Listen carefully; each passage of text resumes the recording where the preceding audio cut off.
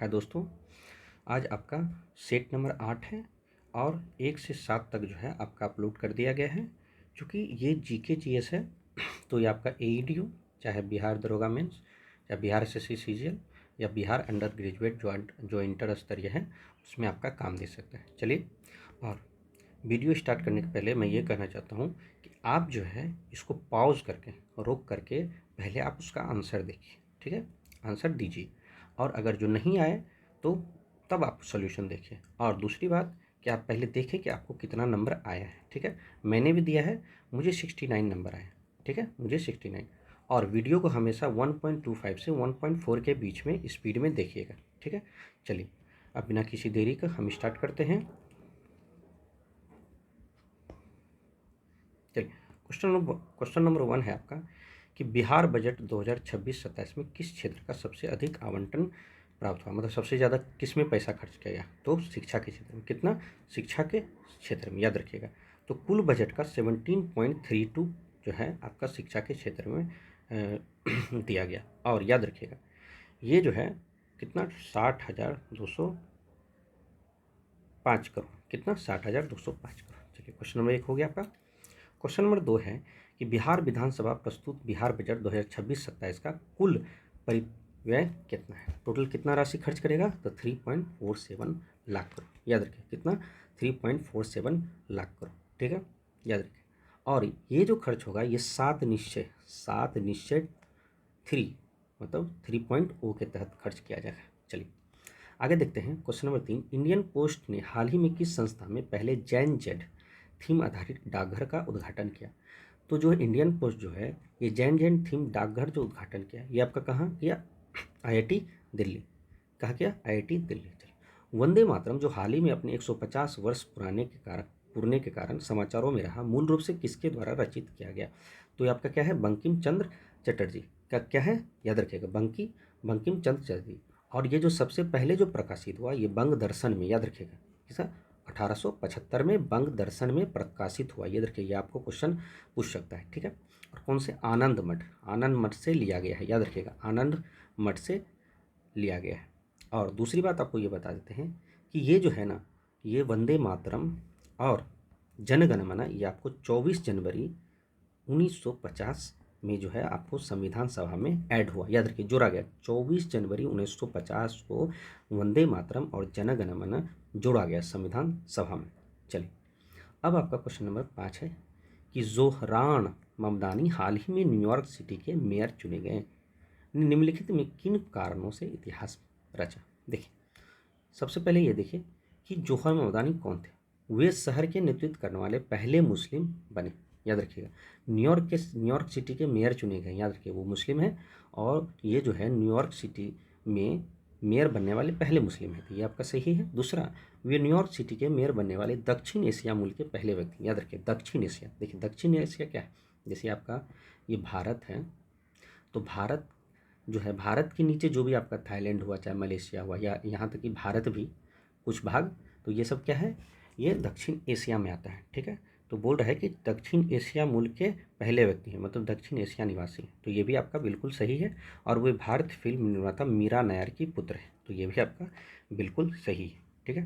तो ये तो मुझे पता नहीं था, तो मैंने इसको छोड़ दिया था, ठीक है? तो आपका ये 1 2 3 तीनों से, याद रखिए ये क्या है? 1 2 3 तीनों से।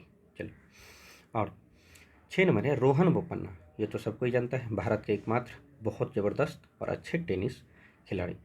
तो कह रहा है कि जिन्होंने हाल ही में लगभग 2 दशक लंबे करियर के बाद संन्यास की घोषणा की, वो किस खेल से संबंधित है? तो किससे? टेनिस। किससे? टेनिस। याद रखिए। चलिए, अब आपका क्वेश्चन नंबर 7 है कि पुस्तक sing dance leadership lessons from the life of the Srila Prabhupada, जिसे हाल ही में भारत के उपराष्ट्रपति सीपी राधाकृष्णन के द्वारा नई दिल्ली में विमोचन किया गया, किसके द्वारा लिखी गई? ये जो सिंग डांस एंड लीड जो है ना, ये कौन लिखा? तो देखिए आपका कौन लिखा? तो याद रखिएगा, ये हिंदोल सेन गुप्ता।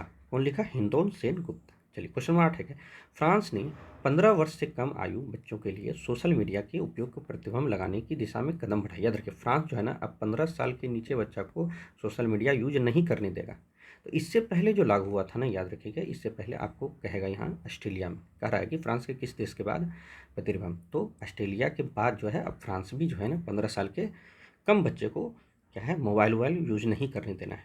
चलिए क्वेश्चन नंबर 9 आपका है कि भारत का हाल ही में ऐनी एयरबेस से हट गया। याद रखना भारत जो है हाल ही में ऐनी ऐनी एक एयरबेस है, वो कहाँ है आपका, याद रखिएगा तजिकिस्तान में। कहाँ है, ताजिकिस्तान में। वहाँ से आप हट गया। कब हट गया, तो याद रखिएगा 2022 में शायद वो हट गया है, याद रखिए। चलिए क्वेश्चन है आपका 10 नंबर, प्रस्तावित विकसित भारत रोजगार आजीविका गारंटी मिशन। देखिए भी विकसित भारत रोजगार RAM, ठीक है, विकसित भारत रोजगार आजीविका और VV राम जी, ठीक है, ग्रामीण मिशन, याद रखिए VVRAM जी, ठीक है। चलिए तो कह रहा है कि बताइए कि के अंतर्गत प्रति ग्रामीण परिवार को एक वित्त वर्ष में कितने दिनों की मजदूरी रोजगार का वैधता कराएगा। तो ये आपका टोटल कितना किएगा, तो आपका 125 दिन करवाएगा, याद रखिए, ठीक है। आप ध्यान रखिएगा ये मनरेगा, याद रखिए मनरेगा के बदले आया है VV राम जी, याद रखें। और जो इसमें टोटल 125 दिन का जो है आपका मजदूरी रोजगार दिया जाएगा। चलिए एक चीज़ और आप याद रखिए कि जो आपका जो केंद्र शासित जो हिमालय क्षेत्र है या केंद्र शासित प्रदेश, उसमें आपका 90:10 के रेशियो में पैसा खर्च होगा, याद रखिए 90:10 के रेशियो में, ठीक है। अगर केंद्र सरकार 90 कर रहा है तो राज्य सरकार 10, ये है आपका, याद रखिए। और जो आम जो भी है उसमें 60 और 40 के रूप में 60 और 40 के अनुपात में खर्च करेगा, ठीक है, व्यय करेगा। तो ये आपका इम्पोर्टेंट है। अब यह है 11 नंबर है कि लोबी। देखिए आपका क्वेश्चन रिपीट है, पिछले सेट में मैंने बहुत सारा सेट में एक बार आ चुका है, तो ये तो मेरा रिपीट था। लोबी यूनिवर्सिटी द्वारा एशिया पावर इंडेक्स में भारत में कौन सा रैंक है। देखिए भारत का जो है ना एशिया पावर इंडेक्स में आपका तीसरा रैंक है, लेकिन एक और है, एक होता है फायर पावर इंडेक्स। तो यहाँ पर क्या है, एशिया पावर इंडेक्स, तो ये तो तीसरा, लेकिन अगर फायर पूछता तो ये आपका चौथा होता। तो आपका आंसर क्या है, यहाँ पे सिर्फ एशिया पावर पूछा है तो तीसरा। फर्स्ट नंबर पर दोनों में कौन है, अमेरिका। चलिए क्वेश्चन नंबर आपका 12 है कि जनवरी 2024 तक की सूचना के अनुसार पटना उच्च न्यायालय के मुख्य न्यायाधीश कौन है। देखिए पटना उच्च न्यायालय के मुख्य संगम कुमार साहू हैं। कौन है, संगम कुमार साहू। चलिए आगे है आपका भारत की पहली हाइड्रोजन संचालित वाटर टैक्सी सर्विस किस शहर में शुरू हुआ। तो ये आपका कहाँ हुआ, याद रखिएगा वाराणसी। कहाँ, आपका वाराणसी। चलिए क्वेश्चन नंबर 14 है कि 23वें भारत रूस वार्षिक शिखर सम्मेलन के दौरान भारत और रूस 2030 तक द्विपक्षीय व्यापार के लिए लक्ष्य को प्राप्त करने की सहमति व्यक्त की। देखिए 2030 तक जो है ना भारत और रूस जो है ना कुल कितना पैसा एक दूसरे में खर्च करेगा, मतलब विकसित अपना अपना शहर को विकसित बनाने के लिए। तो आपका कितना होगा, तो याद रखिए 100 बिलियन अमेरिकी डॉलर, याद रखिए, ठीक है। चाहे आपका ऊर्जा के क्षेत्र हो या कनेक्टिविटी कोई भी हो, तो कितना निवेश करेगा, 100 बिलियन अमेरिकी डॉलर, ठीक है। चलिए क्वेश्चन नंबर आपका 15 है कि संविधान दिवस। देखिए सबसे पहले याद रखिएगा कि आपको जो संविधान दिवस मनाया जाता है वो आपका 24, याद रखिए क्या बोलेंगे, 24 नवंबर, ठीक है। संविधान दिवस कब मनाया जाता है, 24 नवंबर। तो क्या बोल रहा है कि संविधान दिवस जो थीम है वो आपका क्या था। तो संविधान दिवस जो थीम था ये आपका रिपीट है, हमारा संविधान हमारा स्वाभिमान। देखिए हम आपको बताते हैं, ये देखिए एक सेकंड, यहाँ देखिए संविधान दिवस जो है ये फाइल करप्ट हो गया, ठीक है, अभी जस्ट आपको देखते हैं। तो ये कह रहा है कि याद रखिएगा जो थीम है हमारा हमारा संविधान हमारा स्वाभिमान, बिल्कुल ठीक है। चलिए आगे बढ़ते हैं। ये कह रहा है कि हाल ही में समाचारों में रहे अमेजन, आपका 26 नवंबर है, ठीक है, ये आपका 26 नवंबर है, सॉरी। चलिए 16 नंबर आपका हाल ही में समाचार में रहे अमेजन क्षेत्र में डंक रहित मधुमक्खियाँ अमेजिनिया स्टिंगलेस बी को किस देश ने जारी एक अध्यादेश के माध्यम से कानूनी अधिकार प्रदान किए गए। तो ये जो आपका आंसर है ये आपका पेरू, याद रखिए पेरू। पेरू तट के ही बगल में आपको क्या है, एल नीनो का विकास होता है, ठीक है। हम बोल्ड जलधारा बोल सकते हैं या एल नीनो, तो याद रखिएगा 16 नंबर। चलिए 17 नंबर आपका है कि केंद्र बजट 2026-27 के अनुसार सरकार की नीतिगत दिशा के मार्गदर्शन करने वाले 3 कर्तव्य कौन है। तो देखिए 2026-27 में जो केंद्र बजट आया था उसमें जो है ना सरकार जो मार्गदर्शन दिया, कहा कि सस्टेनेबल इकोनॉमिक ग्रोथ, आर्थिक विकास का बनाए रखना और गति करना, ये तो होता ही है, सस्टेनेबल ग्रोथ करना है और fulfil experience and building capacity, जन आकांक्षाओं की पूर्ति करना तथा क्षमता का निर्माण करना, ये भी आपका सही है। और सबका साथ सबका विकास, तो ये आपका हमेशा सही रहता है। बोल रहा है मिनिमम गवर्नेंट, मैक्सिमम गवर्नेंस, न्यूनतम सरकार और अधिकतम शासन, देखिए ये आपका गलत है। ठीक है, ये इसका थीम, ये जो आपका जो है कर्तव्य ये नहीं था। तो टोटल टोटल कितना होगा, 1 2 3, तो केवल 1 2 3 याद रखिए।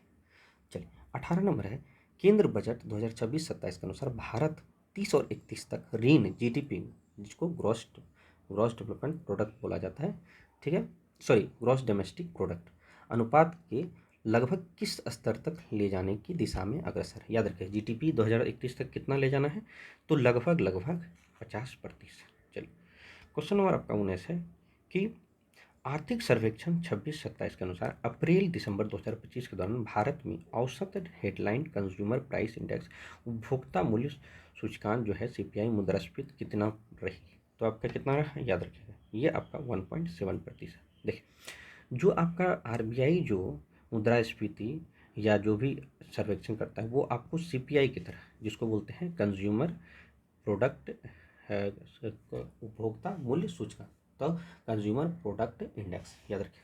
चलिए अब देखिए 20 नंबर है आपका कि आर्थिक सर्वेक्षण 2025-26 के अनुसार भारत की वैश्विक स्तर पर सेवाओं का कौन सा सबसे बड़ा निर्यातक बनकर उभरा है। ठीक है, तो ये जो है ना, मैं मतलब एक्चुअली मैं 5वां मारा था, ठीक है, लेकिन ये इसका आंसर डी 7वां दिया है। क्यों, क्योंकि ये जो है ना, ये क्वेश्चन, एक सेकंड रुकिए,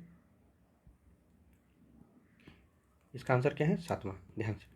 ये जो है ना आपका अभी भारत जो है ना 5वां सबसे बड़ा अर्थव्यवस्था वाला देश बन गया है, लेकिन यहाँ पर बोले सबसे बड़ा निर्यात, तो निर्यात आपका 7वां होगा। ठीक है, कंफ्यूज नहीं कीजिएगा, ये क्वेश्चन थोड़ा था। अच्छा चलिए 21 नंबर आपका बोल रहा है दंत चिकित्सा, दांत में बड़ी प्रतिबिंब देखने के लिए किस दर्पण का उपयोग करता है, तो आपका फिर याद रखिएगा अवतल दर्पण, जिसको कनकेव मिरर बोला जाता है, जिसको कनकेव मिरर बोला जाता है। ठीक है, चलिए आगे हैं, वेग समय ग्राफ का अंतर्गत क्षेत्र क्या है। देखिए वेग समय ग्राफ का जो है विस्थापन होता है, ये एक सदिश राशि है। क्या है, सदिश राशि, याद रखिए।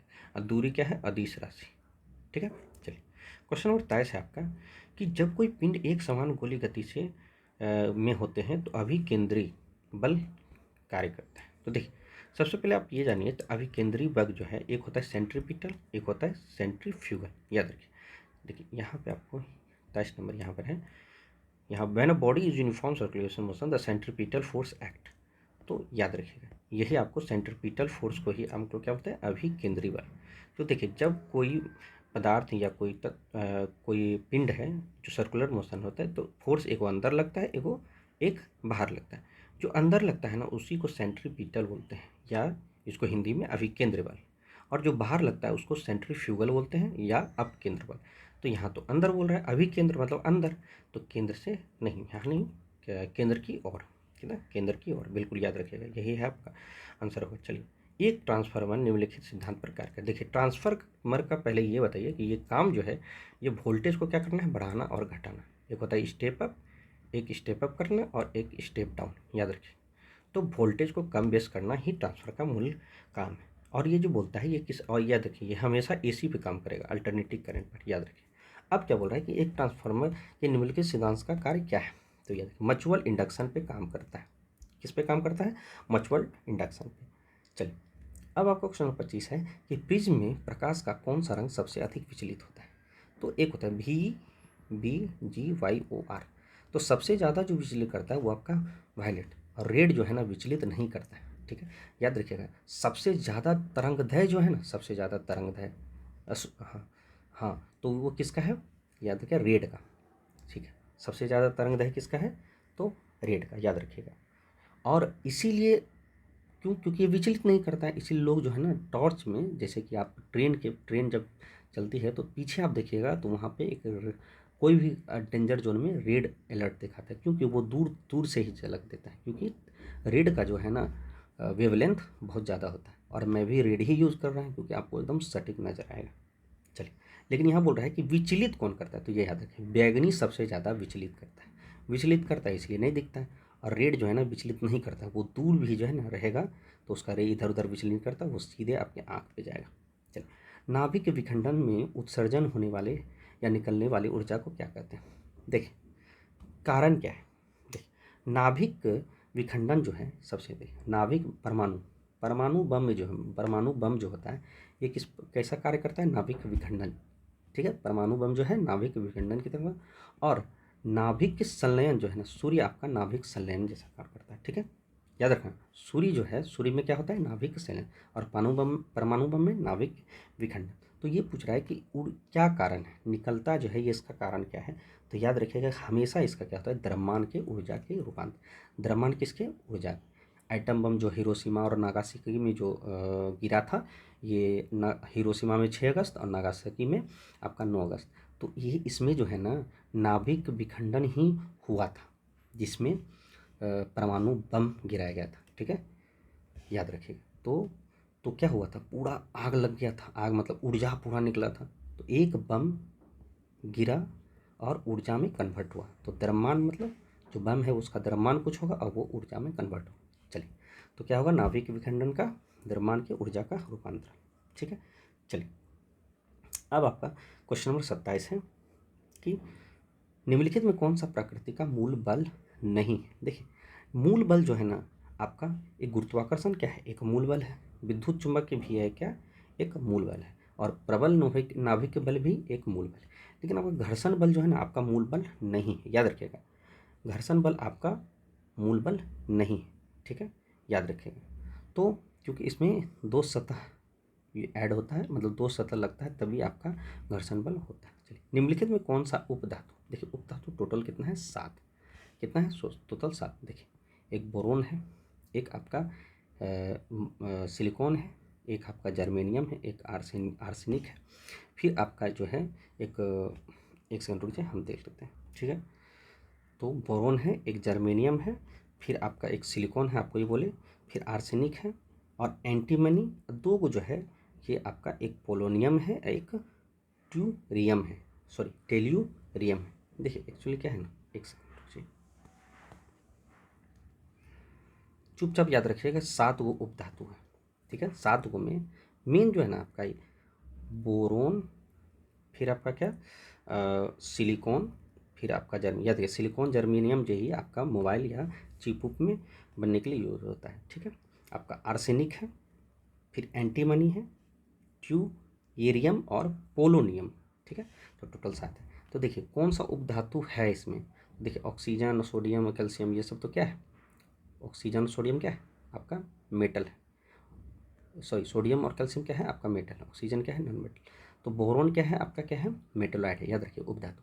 कह रहे निम्नलिखित में कौन सा एक संश्लित अपमार्जक कृत्रिम डिटर्जेंट है?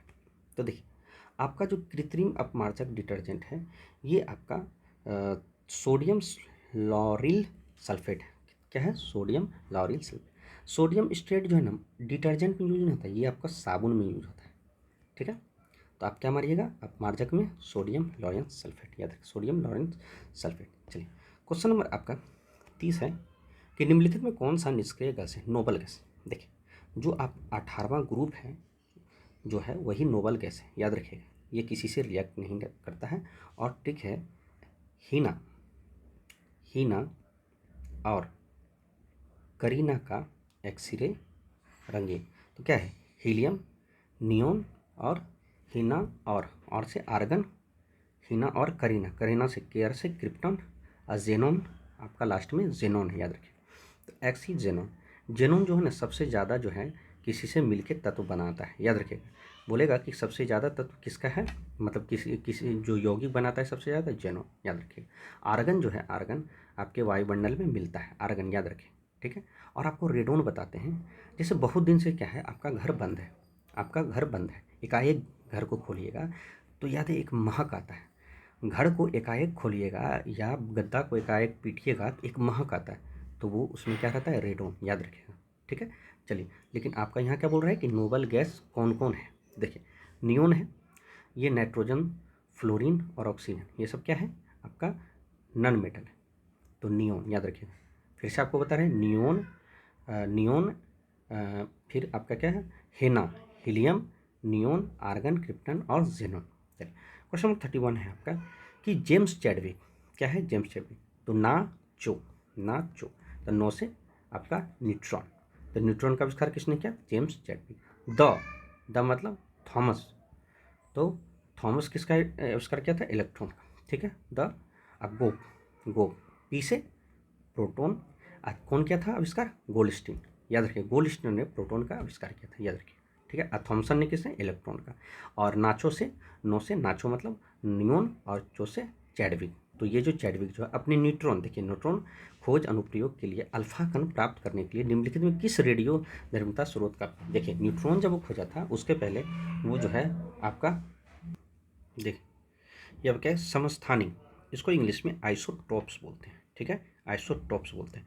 तो एक तत्व के परमाणु होता है जिनके पास होता है, देखिए कोई भी एलिमेंट है, ऊपर में जो है ना आपका ये भार होता है जिसमें प्रोटॉन और न्यूट्रॉन दोनों रहता है, और नीचे जो है ये आपका प्रोटॉन होता है, ये क्रमांक होता है, ठीक है, एटॉमिक नंबर होता है, याद रखिएगा कोई भी तत्व आपका है उसके नीचे में आपका जो है एटॉमिक नंबर लिखा रहता है, और ऊपर में जो है ये आपका एटॉमिक वेट लेता है, एटॉमिक वेट जो है प्रोटॉन और न्यूट्रॉन मिला के होता है, याद रखिएगा। तो आपको ये बोला समस्थानिक, समस्थानिक आपका जो है समस्थानिक में याद रखिएगा आपका जो है भार मतलब द्रव्यमान जो है चेंज होगा, क्या है, द्रव्यमान चेंज होगा।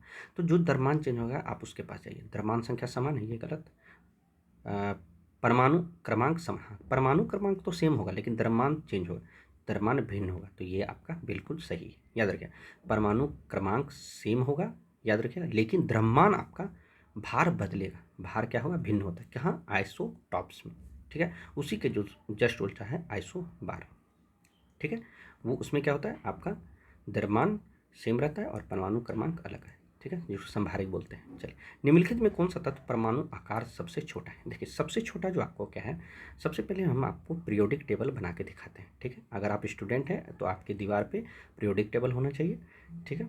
तो ये जो है आपका पीरियोडिक टेबल है, और याद रखिएगा इसको मोसले ने आविष्कार किया था, याद रखिएगा, ठीक है, इसको आधुनिक पीरियोडिक टेबल बोलते हैं। ये आपका एस है, ये आपका पी है, ये आपका डी ब्लॉक है, ठीक है। तो क्या होता है ना कि जैसे हम बाएं से दाएं जा रहे हैं कोई भी पीरियोडिक टेबल में, जब आप बाएं से दाएं जाइएगा तो उसका जो है भार क्या होगा, कम होगा, और आप नीचे जा रहे हैं मतलब समूह में टोटल 1 से 18 समूह है और 7 जो है आवर्त है, तो आप क्या है इसको बढ़ रहा है। तो यहाँ बोल रहा है कि सबसे छोटा, तो देखिए सबसे छोटा इधर क्या है, एक फ्लोरीन भी है, इधर आपका लिथियम है, पोटासियम आपका इधर है, यहाँ पे पोटासियम है, तो कहीं ना कहीं इधर क्या है, फ्लोरीन है, तो याद रखिएगा सबसे छोटा क्या है, फ्लोरीन, याद रखिए। और फ्लोरीन का एक क्वालिटी है कि ये सबसे ज़्यादा इलेक्ट्रोनिगेटिविटी है, कहते हैं विद्युत ऋणात्मक, सबसे ज़्यादा फ्लोरीन है, याद रखिए। और लिथियम जो है ना, लिथियम ये आपका जो है ये इलेक्ट्रोपॉजिटिविटी है, याद रखिए, ठीक है, याद रखिए। चलिए आगे देखते हैं, क्वेश्चन नंबर आपका 34 है, निम्नलिखित में कौन सा गुण ठोस पदार्थ का नहीं है, तो ठोस पदार्थ का कौन नहीं, देखिए ठोस पदार्थ जो है ना उसका जो है निश्चित आकार और आयतन बिल्कुल होगा, ठीक है। आप कोई भी पत्थर ले लीजिए, पत्थर को भी आपको ठोस भी पदार्थ है तो आप देखिए उसका आकार भी निश्चित है और आयतन भी निश्चित है। और उच्च संपीड़न या संपीड़न क्षमता, देखिए संपीड़न क्षमता में तो उसको दबा सकते हैं, तो कभी भी आप पत्थर को दबा सकते हैं नहीं, वो तो हवा है, हवा को दबा सकते हैं, आप पानी को क्या है मार के पछाड़ के पानी को इधर से उधर कर सकते हैं, तो यही आपका गलत है। क्या बोले, कौन सा पदार्थ ठोस पदार्थ का गुण नहीं है, तो ये नहीं है। बाकी प्रबल मजबूत आंतरिक बल है, तभी तो एक दूसरे को पत्थर एक दूसरे को अंदर ही आंतरिक बल क्या होता है, जकड़े हुए रहता है, और कणों की कम गतिक ऊर्जा, और जो है ना ठोस का गतिक ऊर्जा भी कम होता है, तो ये सही है आपका, ये सही है, लेकिन यहाँ याद रखिएगा उच्च संपीड़न सबसे ज़्यादा गैस का होता है, किसका, गैस का, ठीक है। एक बड़ी और मांसल परत जो वृक्ष और छाती गुहा का तल बनाती है, देखिए एक्चुअली क्या आप इसको इंग्लिश में पढ़िएगा तब तो आपको और ज़्यादा अच्छा समझ में आएगा। देखिए क्या लिखा, मस्कुलर, एक large muscular sheet that form the floor of the chest cavity, तो ये जो आपका आंसर है डायफ्राम, ठीक है। तो मैंने इसको इंग्लिश में देखा था तो मेरा ये बन गया था। तो बड़ी और मांसल परत जो वृक्ष छाती गुहा का तल बनाती है, तो छाती, तो याद रखिए क्या बनाती है, डायफ्राम, इसका हुआ क्या हुआ, डायफ्राम। चलिए क्वेश्चन नंबर 36 है, अवयवीय श्वसन मतलब ऑक्सीजन की कमी, मतलब ऑक्सीजन बिना ऑक्सीजन का श्वसन लेना, इसी को अवयव श्वसन बोला जाता है। तो तात्पर्य निम्नलिखित में से क्या है, तो देखिए ऑक्सीजन के बिना श्वसन लेना क्या है, इसी को बोला जाता है अवयव श्वसन। ठीक है, मैंने गलती से इसको ऑक्सीजन के साथ मार दिया था, जो कि गलत हो गया था, बाय मिस्टेक गलत हो गया था। तो याद रखिएगा, इसको ध्यान में रखिएगा, ऑक्सीजन के बिना। कभी कभी क्या होता है, ऑप्शन का गोल करने में भी गलत हो सकता है। ठीक है, कॉर्निया देखिए सूर्य का भी पार्ट है, आपको बोले थे ना ऐसे ऐसे करके एक सेट, जो सेट नंबर जो 1 से लेकर 6 है, उसी में से आप एक आपको पूरा सन का बारे में बताए थे, सूर्य के बारे में। तो ये तो आपको क्या है, सूर्य का भी पार्ट है। और दूसरा ये कोरोना है, ये तो आपका कॉर्निया है ना, कोरोना याद रखिए, सूर्य का पार्ट है, ये कॉर्निया है। कॉर्निया तो आपको आंख में आता है। ठीक है, सॉरी। चलिए देखिए, शैवाल पारिस्थितिक तंत्र निम्नलिखित में किस स्तर से संबंधित है। देखिए शैवाल जो है ना, शैवाल को ही इंग्लिश में क्या बोला जाता है, एल्गे। ठीक है, ये आपको बोल रहा है तो कैसा है, अपघटन है, विनाशक है, उपभोक्ता है या उत्पादक। उत्पादक मतलब क्या होता है, उत्पादक आपको कहता है प्रोड्यूसर। ठीक है, अपघटन होता है डिकम्पोजर। ठीक है, विनाशक और उपभोक्ता कंज्यूमर, उपभोक्ता। तो शैवाल क्या है, एक उत्पादक है। क्या है, उत्पादक। याद रखें, शैवाल क्या है, एक उत्पादक है। ठीक है, चलिए क्वेश्चन नंबर आपका 39 है, पादप जगत में फर्न और फर्न जो है क्या है, मतलब फर्न जो है ना, ये किस पौधे में। देखिए पौधे के भी प्रकार हैं, याद रखिए, प्लांट का भी एक प्रकार है। सबसे पहले जो है थैलोफाइटा हुआ था, जो आज से 1 करोड़ों साल पहले थैलोफाइटा के रूप में प्लांट विकसित हुआ था। उस समय जो है ना, उसमें पत्ता उत्ता नहीं था, ना ही फूल था। ठीक है, बस एक पेड़ टाइप का था जिसमें कुछ नहीं था, बस याद रखिए। और दूसरा जो है, फिर आया थैलोफाइटा, फिर आया ब्रायोफाइटा, इसमें भी आपको फूल नहीं हुआ था। ठीक है, इसमें भी फूल नहीं हुआ था। तो ब्रायोफाइटा जो है जल और ज़मीन दोनों में रहता है, इसलिए इसको एम्फीवियन बोला जाता है। एम्फीवियन ऑफ प्लांट मतलब पौधे का एम्फीवियन, याद रखिए। और जो एक और है वो है टेरिडोफाइटा। टेरिडोफाइटा में जाइलम फ्लोएम था, लेकिन इसमें फूल नहीं था। लास्ट में जो है आपका 2 है, एंजियोस्पर्म और जिम्नोस्पर्म। तो एंजियोस्पर्म सबसे विकसित पौधा अभी जो वर्तमान समय में आप देख रहे हैं, और ये भी है थैलोफाइटा, ये सब भी अभी भी है। तो ये आप याद रखिएगा। ठीक है, तो फर्न जो है आपका किस में होता है, तो याद रखिए टेरिडोफाइटा में। फर्न किस में होता है, टेरिडोफाइटा। ये बहुत अच्छा से इसको ध्यान में याद रखिएगा।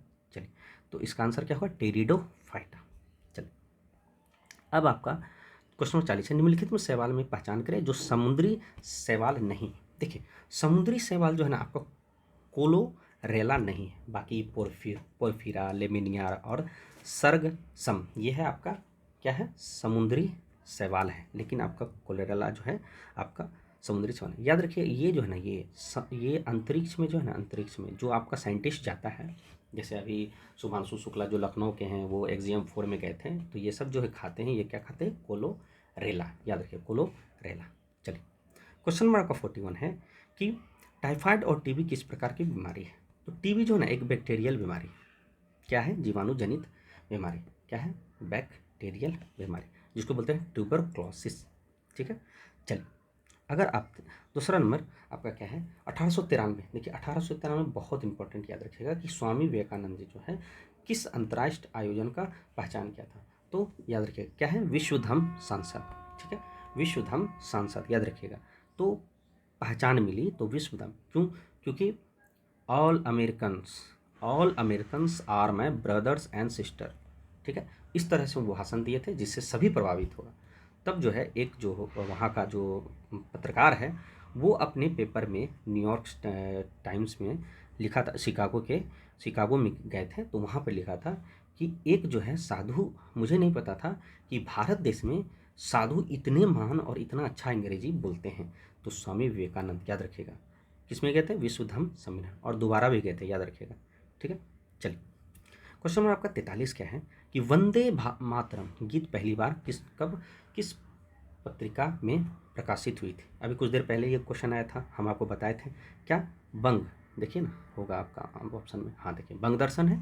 क्या है, बंग दर्शन। ठीक है, और ये कब प्रकाशित हुई थी, जल्दी बताइए। तो ये आपका जो प्रकाशित हुआ था, ये आपका 1882 में, याद रखिए कब, 82 में, 1882 में। और वंदे मातरम के अगर बोलेंगे उसका कौन है, तो बंकिम चंद्र चटर्जी। किसने लिखी थी, बंकिम चंद्र चटर्जी या चट्टोपाध्याय। चलिए क्वेश्चन नंबर 1909। देखिए 1909 के बारे में सबसे पहले याद रखिएगा, यहाँ पे इसी में मार्ले मिंटो सुधार हुआ था।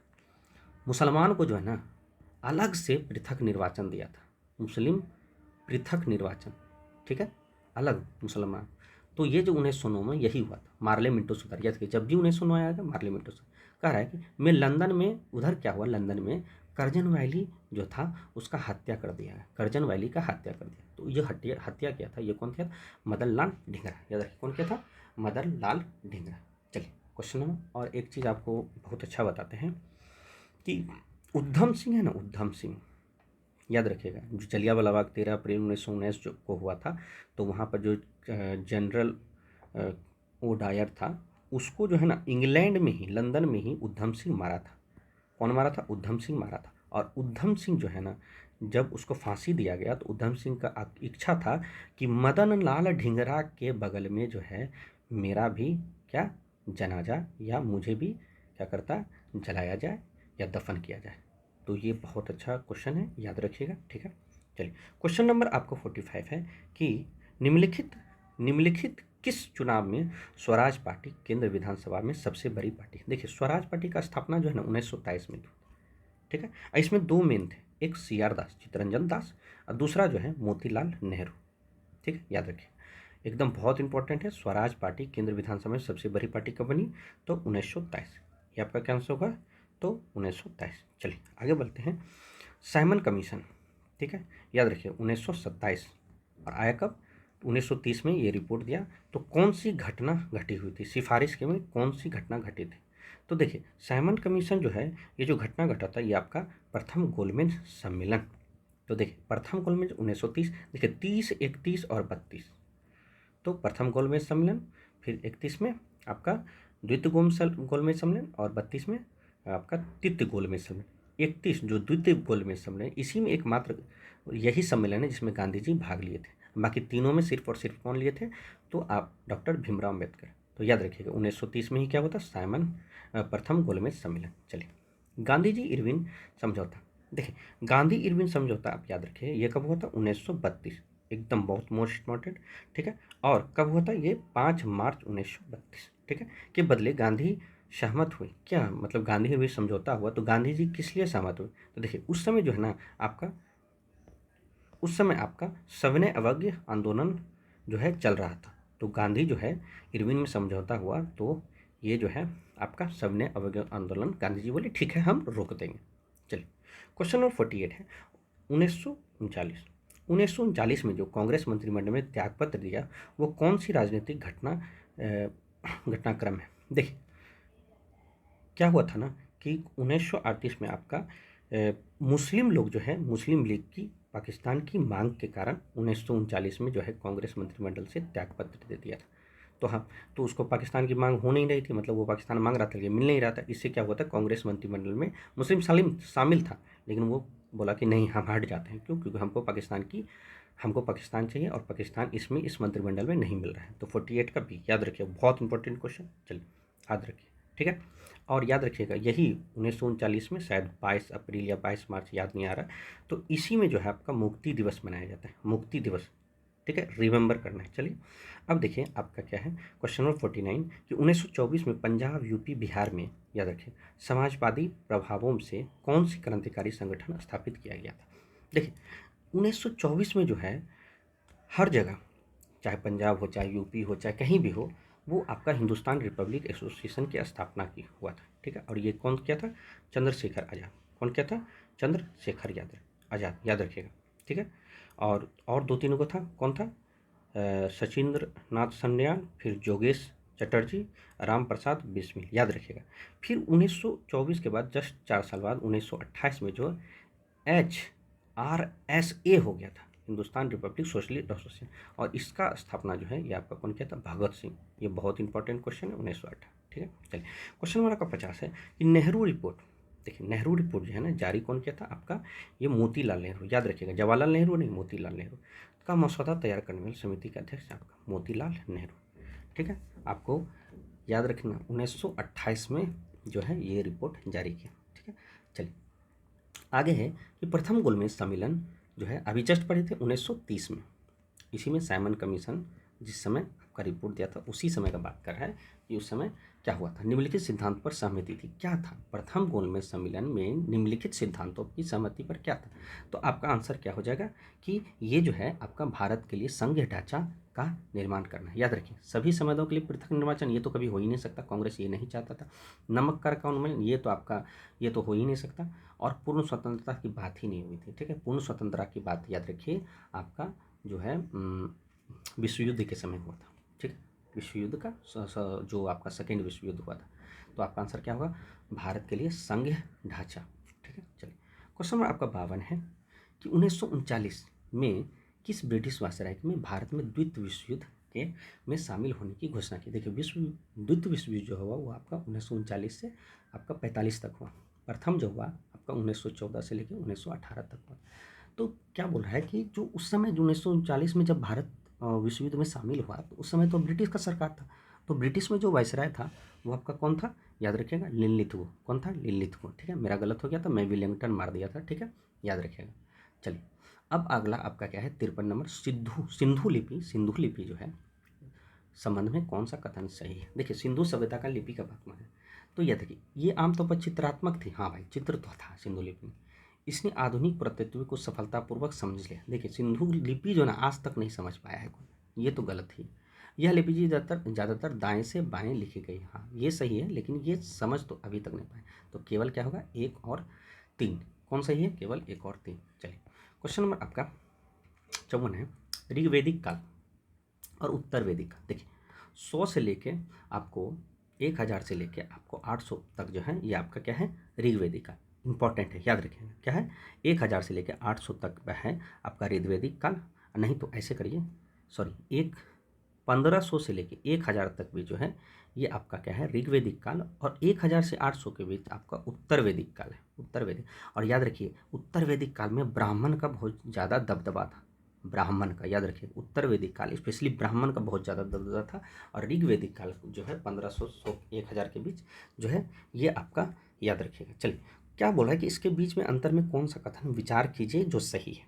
देखिए, पहला कह रहा है कि ऋग्वेद समाज, ऋग्वेदी, याद रखिए, ऋग्वेदिक अलग है, उत्तर वैदिक अलग है। पहले ऋग्वेदिक आया 1000 से लेकर 1500, अब फिर 1500 से लेकर 1000, और 1000 से लेकर 800 के बीच में उत्तर वैदिक काल है। तो ऋग्वेदिक समाज ज़्यादा समानता वाला था, जबकि उत्तर वैदिक समाज पदानुक्रमित हो गया। देखिए, ये आपका जो है ना बिल्कुल सही है, याद रखिएगा। तो ऋग क्या बोले कि पदानुक्रमित था। ठीक है, तो उत्तर वैदिक ब्राह्मण था, तो ब्राह्मण का बेटा तो जो एक दूसरे को पद देता था, लोहार का बेटा लोहार, ऐसे करके होता था। ठीक है, पद देता था, तो पदानुक्रमित था। तो ये आपका सही है। दूसरा, उत्तर वैदिक काल मतलब ब्राह्मण का बोल रहा है, महिलाओं को स्थिति में गिरावट आई। देखिए, जो मनुस्मृति है ना, मनुस्मृति, उसमें भी आपको महिला का जिक्र कहता है कि महिला को जो है ज़्यादा कुछ नहीं करना चाहिए, मतलब घर में ही बैठ के रहना चाहिए, कुछ नहीं करना चाहिए, नहीं पढ़ना चाहिए। तो उत्तर वैदिक काल आपको क्या बोले? ब्राह्मण का काल है। तो याद रखिए, महिलाओं की स्थिति गिरावट में हुई और उन्हें सभाओं में भाग लेने का अधिकार खो दिया था। तो याद रखिएगा। तो देखिए क्या हो रहा है। चलिए, तो ये भी आपका बिल्कुल सही है। चलिए, दूसरा तीसरा बोल रहा है, उत्तर वैदिक काल मतलब ब्राह्मण के काल में राजशाही वंशागुनत हो गई थी और अक्सर धार्मिक तर्कों पर समर्थन। देखिए, धर्म पर ज़्यादा तर्क दिया था, बिल्कुल सही। जब आपका ब्राह्मण का राज चल रहा है तो कहीं ना कहीं धार्मिक तर्क तो ज़्यादा देगा। धार्मिक के बारे में बोले कि हाँ, धर्म ये सिखाता है, धर्म वो सिखाता है। तो याद रखिएगा, 1000 से लेके 800 के बीच में आपका उत्तर वैदिक काल है। ठीक है, तो आपका तीनों सही है। चलिए, क्वेश्चन नंबर आपका 55 है कि निम्नलिखित में कौन सा शासक अशोक के उत्तराधिकारी के पतन के बाद मगध में मौर्य शक्ति को पुनर्जीवित किया? देखिए, याद रखिए, हसीन मशुक शाह, हसीन मशुक। तो हर्यक वंश, सी से शिशुनाग वंश, याद रखिए ये हर्यक वंश है, याद रखिएगा, जिसमें आपका क्या है? हर्यक वंश को ही प्रीतहंता मतलब बेटा बाप को मारा, फिर जो वो बना उसको भी कोई उसका बेटा मार दिया था, याद रखिए। तो प्रीतहंता भी बोला जाता है वंश। सी से शिशुनाग वंश, नो से नंद वंश। तो हसीन मशुक शाह, रट लीजिएगा, हसीन मशुक शाह। ठीक है, आप इसको वीडियो पॉज करके आराम से याद रखिए। हसीन मशुक, मो से मौर्य वंश, असु से शुंग वंश, ठीक है, अको से कण्व वंश, असा से सातवाहना वंश। ठीक है, ये ब्राह्मण वंश था, याद रखिए, सातवाहना वंश। ठीक है, तो ह से हर्यक वंश, सो से शिशुनाग वंश, नौ से नंद वंश और मो से मौर्य वंश। देखिए, नंद वंश के बाद धनानंद को मारने के बाद मौर्य साम्राज्य में आया तो मौर्य वंश, अब मौर्य के बाद आपका सो से मसू, सु से सुंग वंश। सुंग वंश के संस्थापक कौन थे? पुष्य मित्र सुंग। तो आपका आंसर क्या होगा? पुष्य मित्र सुंग। याद रखिए हसीन मसूक सा रट लेना है, याद रखिए हसीन मसूक। हो से हरियक, सी से शिशुनाग, नौ से नंदवंश, मसूक मो से आपका मौर्य वंश, सो से सुंग वंश, वो से कन्नव वंश, फिर आपका सा से सतवाहना वंश। याद रखिए सतवाहना वंश के आपके बता देते हैं। सतवाहना वंश जो है सबसे पहले ब्राह्मण को जो है आपको दान देना स्टार्ट किया, याद रखिए। चलिए क्वेश्चन नंबर 56 है कि निम्नलिखित में सबसे पुराना बौद्ध मठ क्या है? देखिए सबसे पुराना बौद्ध मठ जो है आपका वेणुवन है। ये आपका कहाँ है? नालंदा। कहाँ है? वेणुवन, याद रखिए कहाँ है? नालंदा में, ठीक है, राजगीर इसको बोलते हैं। चलिए अब आपका देखिए एक्चुअली मेरा गलत हो गया, हम नालंदा मारे थे, तो याद रखिए क्या है? वेणुवन। चोलों चोलों को निम्नलिखित में किस निर्माण करके व्यापार का प्रोत्साहन दिया? तो देखिए व्यापार का प्रोत्साहन जो चोल जो है वो रोमवासी से करता था, और ये जो है ये आपका बंदरगाह निर्माण करके, क्या? राजमार्ग और बंदरगाह निर्माण करके। तो 57 का क्या होगा आपका? बी, याद रखिए। और याद रखिए चोलो जो है ना, चोल वंश ही पहले सबसे पहले स्थानीय स्वशासन का आविष्कार किया था। स्थानीय स्वशासन, ठीक है, जिसको अभी पढ़ते हैं कि कर्ण स्थानीय स्वशासन के रिपन बोलते हैं ना, रिपन जो हमारा वायसराय है रिपन, तो रिपन ही ना स्थानीय स्वशासन को बहुत आगे बढ़ाया है जी, या स्थानीय स्वशासन जनक। लेकिन चोल भी याद रखिएगा स्थानीय स्वशासन पर ज़्यादा जोर दिया था। चलिए पानीपत का प्रथम युद्ध कब हुआ था? तो पानीपत का प्रथम युद्ध आपका 1526 में, कितना? 1526, ठीक है। चलिए तो क्या बोल रहा है कि किसके बीच लड़ा गया था? तो चलिए बताइए आप, किसके बीच लड़ा गया था? तो आपका बाबर और इब्राहिम लोदी, याद रखिए। और बाबर जो है तुगलमा पद्धति मतलब तोप उप से और तुगलमा पद्धति से इब्राहिम लोदी को हरा दिया था, ठीक है, 1526। चलिए क्वेश्चन नंबर आपका 59 है कि जहांगीर के प्रशासन के संबंध में निम्नलिखित में कौन सा कथन सही है? देखिए एक चीज़ आपको बताते हैं, जो 1526 है ना, 1526 21 अप्रैल 1526 में वो प्रथम टोटल 3 पानीपत के युद्ध हुआ था। पहला जो है आपका 1526 21 अप्रैल बाबर और किसके बीच? इब्राहिम लोदी के बीच। दूसरा जो आपका हुआ वो 5 नवंबर, क्या? 5 नवंबर 1556 में, क्या? अकबर और किसके?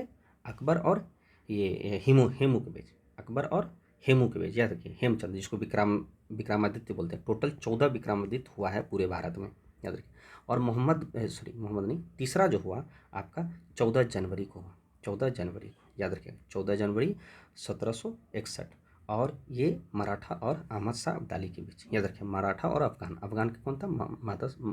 क्या बोल ये अहमद शाह अब्दाली, याद रखिएगा। और इसमें मराठा हार गया था। और 14 जनवरी 1761 में जो पानीपत का तृतीय युद्ध हुआ था, इसमें बोलता है कि मराठा को पूरा नेस्तनाबूद कर दिया था, पूरा खत्म कर दिया था। तो 1 2 3 याद रखिएगा, ये बहुत इंपॉर्टेंट है। चलिए क्वेश्चन नंबर आपका 59 वही बोले कि जहांगीर के प्रशासन के संबंध निम्नलिखित में कौन सा कथन सही है? तो मैंने तो सब मार दिया था जो कि गलत हुआ था, लेकिन हम आपको बताते हैं इसमें क्या हुआ। देखिए जहांगीर एक उत्कृष्ट सैन्य सेनापति, देखिए ये नहीं था, एक औरंगजेब और अकबर जैसा उत्कृष्ट सेनापति नहीं था। ये चित्रकला में ज़्यादा निपुण था। और नूरजहाँ ने राज्य कार्यों में महत्वपूर्ण नियंत्रण स्थापित। देखिए जहांगीर के समय ना नूरजहाँ जो है ना वो उसकी पत्नी थी, और वो जो है बहुत मतलब इसका जो है इसका राजपाट संभालती थी। तो वही बोल रहा है कि कार्य जो है मेन नूरजहाँ करती थी, तो ये बिल्कुल आपका सही है, ठीक है। और तीसरा बोले जहांगीर के सख्त धार्मिक रूढ़िवादी के शुरुआत की। देखिए सख्त धार्मिक रूढ़िवादी का जो किया था वो सिर्फ औरंगजेब ही किया था, ठीक है। क्या हुआ? औरंगजेब ही किया था। तो ये जो है आपका देखिए रूढ़िवादी धार्मिक रूढ़िवादी का शुरुआत जो है आपका औरंगजेब ज़्यादा किया था, और जहांगीर जो है आपका नहीं किया था, ठीक है। ये रूढ़िवादी जो है ये भी नहीं किया था। तो केवल आपका क्या है आंसर? यहाँ बोल रहे हैं कौन सा कथन सही है? तो केवल आपका 2 सही है, क्या है? 2 सही, ठीक है, केवल 2, याद रखिए। चलिए क्वेश्चन नंबर 60 है कि भारत में बाबर का शासन मुख्य रूप से किस पर केंद्रित था? देखिए बाबर जो है ना क्षेत्र विस्तार किया था, ठीक है, याद रखिए।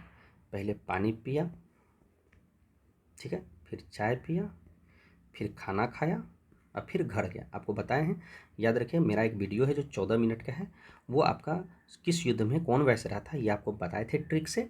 लेकिन आज ये भी बोले थे कि देखिए ये आपको कहीं भी मिल जाएगा, ये आप यूट्यूब पे पानी पिया, चाय पिया, घर गया, खाना खाया और घर गया, ठीक है। तो याद रखिएगा, तो ये कैसे याद रखिएगा, तो देखिए पानीपत का युद्ध कब हुआ था, तो 1526, अभी जस्ट बताए थे। चाय पिया, तो चंदेरी का युद्ध, चंदेरी चौसे चाय पिया, तो 1527। फिर खानवा का युद्ध याद रखिए, इसी में जो है ना खानवा का युद्ध जो है 1528 कब हुआ था, 1528, बहुत इंपॉर्टेंट है, याद रखिएगा। और दूसरा जो है आपका क्या है कि 15 पानी पिया, खाना खाया, चाय पिया, घर गया, सॉरी यहाँ तो मिस्टेक हो गया, ये थोड़ी ना था, ठीक। चलिए फिर से बोल रहे हैं, देखिए ये क्या है, बाबर पहले पानी पिया, फिर आपका क्या है खाना खाया, ठीक है, फिर चाय पिया और फिर घर गया, ठीक है। तो देखिए खास है खानवा का युद्ध, खानवा का युद्ध 1527 में हुआ था, ठीक है। खानवा का युद्ध 1527, फिर चाय से चंदेरी का युद्ध, चंदेरी का युद्ध 1528, चंदेरी का युद्ध 1528, और फिर जो है आपका लास्ट में हुए घाघरा का युद्ध, और घाघरा का युद्ध जो है 1529, घाघरा का युद्ध 1529। तो देखिए कहीं ना कहीं विस्तार कर रहा है, तो विस्तार कर रहा है, तो ये क्षेत्र विस्तार, ठीक है। चलिए अब आपका क्वेश्चन है, एक सर अकबर ने गैर मुस्लिम पर लगाए गए कर संबंध, देखिए गैर मुस्लिम पर 2 ही कर लगाया जाता था, देखिए हम आपको फिर से बताते हैं, एक जजिया जजिया और दूसरा खराज, ये जो है सिर्फ हिंदू पर लगाया जाता था, बाकी जो भी आपका कर है, जैसे आपको बताते हैं खुस्म कर हुआ, फिर आप जक़ात हुआ, ठीक है, फिर आपका खुस्म है, जक़ात है, एक आपका उस्र कर्म होता है, ठीक है, याद रखिएगा। तो ये जो है ये सब जो है आपको सिर्फ मुस्लिम पर लिया जाता था, ठीक है। तो चलिए बोले कौन है जो गैर मुस्लिम से लिया जाता था, जजिया कर लिया जाता था, और समाप्त किया था अकबर ही समाप्त किया था जजिया का, ठीक है, ठीक है, याद रखिए। चलिए 1563 में तीर्थ कर समाप्त किया था, 1564 में जजिया कर समाप्त किया था, ठीक है, याद रखिए बहुत इंपॉर्टेंट क्वेश्चन है। चलिए कौन, अकबर। क्वेश्चन नंबर आपका 62 है कि सोन नदी का उद्गम अमरकंटक के किस पहाड़ में, तो याद रखिए सोन नदी आपको बताए थे कि एक अमरकंटक पठार से टोटल 3 नदी निकलती है, एक आपका नर्मदा निकलती है जो कि आपका कहाँ जाती है, आपका मध्य प्रदेश से होते हुए आपको गुजरात की तरफ जाती है, दूसरा जो है आपका और अरब सागर में गिरती है, दूसरा जो है आपका सोन नदी जो आगे चल के आपका बिहार में गंगा नदी से मिलती है, सोन याद रखिएगा। और जो तीसरा है आपका वो है महानदी, तो महानदी क्या है आपको यहाँ बे ऑफ बंगाल में गिरती है। तो वही बोल रहा है कि जो आपका सोन नदी है वो जो अमरकंटक से निकलती है वो किसके निकट है, तो मैकाले श्रेणी, क्या है मैकाले श्रेणी, ये बहुत अच्छा क्वेश्चन है, इसको ध्यान में रखिए, ठीक है। चलिए और 63 निम्नलिखित में कौन सा नदी गोदावरी नदी का सहायक नदी है, नहीं है, देखिए वेनगंगा पेनगंगा, रामगंगा भी जस्ट जो है इससे पहले वाला सेट में आपको बताए थे, ये रामगंगा जो है गंगा की सहायक नदी है, क्या है गंगा की सहायक, तो गोदावरी गोदावरी की सहायक नदी कौन कौन है, तो पेनगंगा और वेनगंगा, और आप याद रखिएगा ये भी कि पूर्णा, फिर वर्धा, ठीक है, और इंद्रावती, ये आपका क्या है, ये सब क्या है आपका गोदावरी की सहायक नदी, बहुत सारे एग्जाम में पूछता है, देखिए वेनगंगा पेनगंगा पूर्णा वर्धा इंद्रावती, ठीक है, एकदम याद रखिएगा, और प्राण के एकदम प्राण में समा लीजिएगा गोदावरी को, गोद में, तो प्राणहिता नदी भी आपको गोदावरी की सहायक नदी है, देखिए टोटल कितना 1 2 3 4 5 6, 6 याद रखिएगा, आपको याद रखिएगा वेनगंगा पेनगंगा, अपूर्णा वर्धा इंद्रावती और प्राणहिता, ठीक है। चलिए अब आपका क्वेश्चन है 63 हो गया, आपका 64 क्या है कि भारत का कौन सा क्षेत्र जो है मानसूनी और नदी प्रणाली के कारण बाढ़ के अपवादों को सबसे ज़्यादा, देखिए बाढ़ जो है ना सबसे ज़्यादा क्षेत्र, तो बिहार तो हमारा बहुत प्रभावित होता है, तो देखिए यहाँ तो बिहार लिखा हुआ है, तो ऑब्वियसली है ये इंडो गंगा के मैदान और विशेषकर बिहार और असम, याद रखिए ये आपका हो गया। चलिए भारत में मानसूनी, जो मानसूनी वर्ड है अरबी, याद रखिएगा ये बहुत इंपॉर्टेंट है, तो भारत में मानसूनी की खराबी का एक बड़ा आर्थिक परिणाम क्या होगा, देखिए मानसूनी का आर्थिक परिणाम होता है कृषि उत्पाद और ग्रामीण आय में गिरावट, मानसून खराब होगा जैसे कि बिन बारिश के बारिश हो जाता है, तो क्या होता है खेत खलिहान में जो धान रोपे थे चाहे कुछ भी होता है तो कितना दुख होता है, तो ग्रामीण आय में गिरावट, ठीक है। चलिए क्वेश्चन नंबर आपका 66 है कि प्लूटो जैसा बौना ग्रह कौन है, देखिए तो प्लूटो जो है ना बौना ग्रह क्यों है, क्योंकि देखिए ग्रहों से छोटा होता है, ग्रह का काम, देखिए बौना ग्रह जो होता है ना वो आपका ग्रह जो मेन ग्रह टोटल 8 है, आपको बार बार यही रिपीट करते हैं, ये आपका बुध है, ये आपका शुक्र है, ये आपका पृथ्वी है, ये आपका मंगल है, ठीक है। फिर यहाँ क्षुद्र ग्रह है, छोटा छोटा ग्रह। फिर आपका यहाँ पर क्या है, बृहस्पति है। फिर आपका क्या है, शनि है।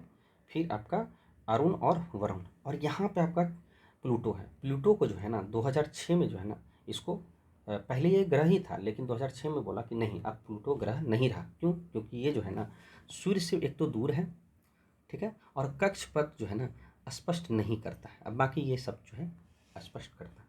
तो आपका क्या होगा, सबसे छोटा, ऊपर से छोटा है, ग्रह से छोटा होता है, और कक्षपथ जो है स्पष्ट नहीं करता। चलिए 67 है आपका, निम्नलिखित में कौन सा लघु विवर्तन या टेक्टोनिक प्लेट प्रशांत महासागर सागर में स्थित है। देखिए हम आपको क्या बोले थे, एक बार सेट में जब आप ज्योग्राफी का सेट पढ़ा रहे थे तो आपको बोले हिमालय जो है ना, हिमालय दो प्लेट से बना है, एक हिमालय प्लेट अब प्लस एक यूरेशिया प्लेट, ठीक है, ये दोनों याद रखिएगा। लेकिन यहाँ बोल रहा है कि प्लेट तो पूरा आपके जो है जितना भी आपका पृथ्वी है, पृथ्वी के नीचे प्लेट ही रखा हुआ है, और प्लेट जैसे ही घिसकता है तो भूकंप होने लगता है। तो यहाँ आपको बोल रहा है कि 61 बोल रहा है कि कौन जो है प्रशांत महासागर का प्लेट नहीं है, ये पूछ रहा है। तो देखिए प्रशांत महासागर का आपका प्लेट है, देखिए जैसे जुआ डे फूका, ये एक प्लेट है, ये आपका प्रशांत महासागर का प्लेट है। कोकस प्रशांत महासागर का प्लेट है, और नजाक आपका प्रशांत महासागर का प्लेट है। स्कोटिया, स्कोटिया जो है, स्कोटिया आपका अटलांटिक महासागर का प्लेट है। अटलांटिक, याद रखें, अटलांटिक महासागर का क्या, अटलांटिक महासागर का प्लेट है। चलिए क्वेश्चन नंबर आपका 68 है कि निम्नलिखित में कौन सा कारक महासागर का लवणता को प्रभावित करता है। देखिए नदी का जल प्रवाह, हिमखंडों का जमना और पिघलना, पवन की गति और समुद्र की जल परिसंचरण, ये चारों जो है आपका क्या करता है, उपयुक्त में थे, सॉरी ये आपका यहाँ गलत है, अगर यहाँ 4 देते हो तो ये भी हो जाएगा और ये भी हो जाएगा। तो चारों आपका क्या है, ये आपका महासागर का लवणता का कारण है, मतलब महासागर में नमक का सबसे ज़्यादा मात्रा। देखिए भारतीय संविधान में किस अनुच्छेद का उद्योग और प्रबंधक को श्रमिकों को भागीदारी का प्रावधान किया गया था।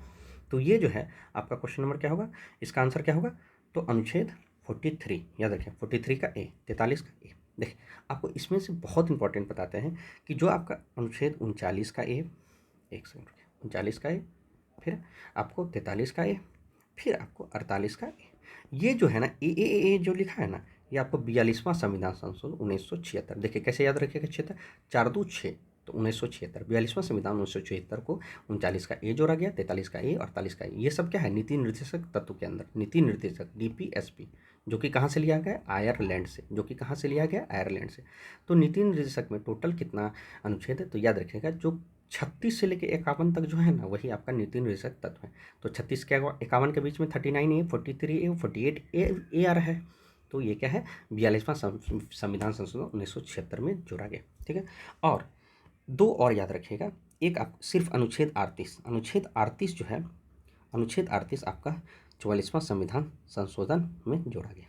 चलिए तो यहाँ पर आपको क्वेश्चन क्या रहा है, क्या कर रहा है कि वही श्रमिक और भागीदारी का प्रावधान जो है अनुच्छेद 43। चलिए निम्नलिखित में कौन सा भारत के संविधान का मौलिक कर्तव्य है। देखिए मौलिक कर्तव्य जो है ना, टोटल हमारा कितना है, 11 मौलिक कर्तव्य है। ये अनुच्छेद आर्टिकल 71 का ए में, आर्टिकल 71 का ए और भाग 4 के ए में, या तो भाग बोलिए 4 का ए, और या तो अनुच्छेद 51 के ए, ठीक है। और ये अलग से जोड़ा दिया, क्या अलग से, कब, 42वां संविधान संशोधन 1976 में ही जोड़ा गया, ठीक है।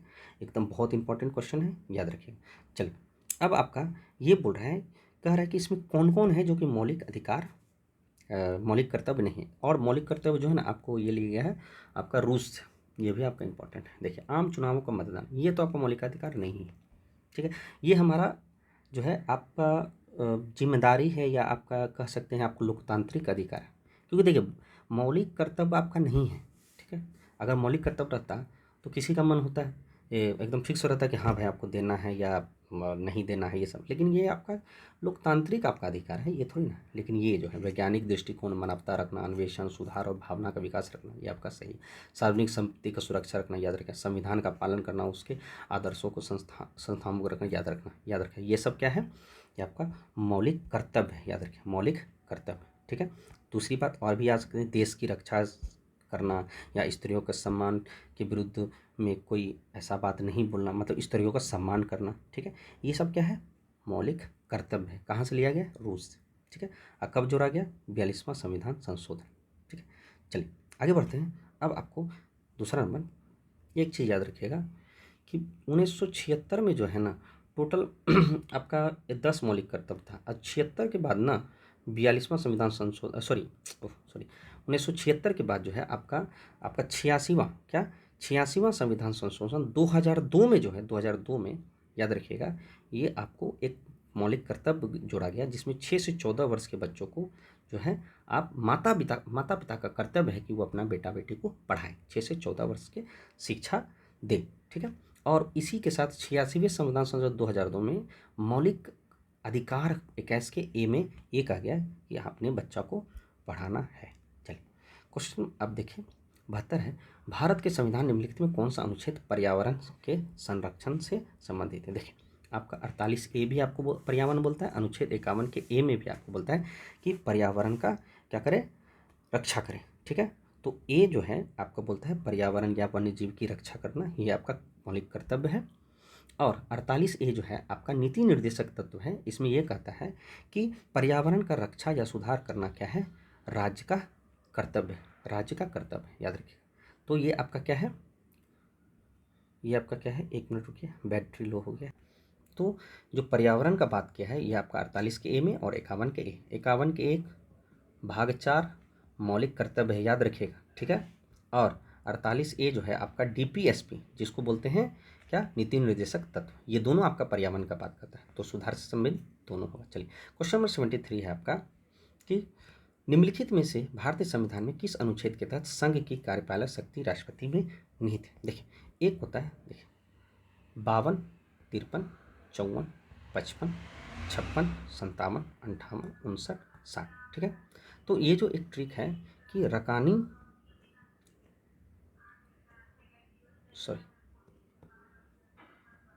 पकानी कोका दुयो दशम। ठीक है। ये पूरा आपका अनुच्छेद टोटल 61 तक हो जा रहा है। ठीक है। तो ये ट्रिक तो अभी खैर सेट है, जब आपको थ्योरी पढ़ेंगे तो आपको अच्छा से आपको बता देंगे। तो पकानी कोका दुयो दशम, तो आपका ये 53 जो है आपको क्या बोल रहा है कि संघ की कार्यपालक शक्ति राष्ट्रपिता निहित होगी। अब 52 क्या बोल रहा है कि एक राष्ट्रपति होगा, याद रखिएगा। 54 क्या बोलता है, निर्वाचन।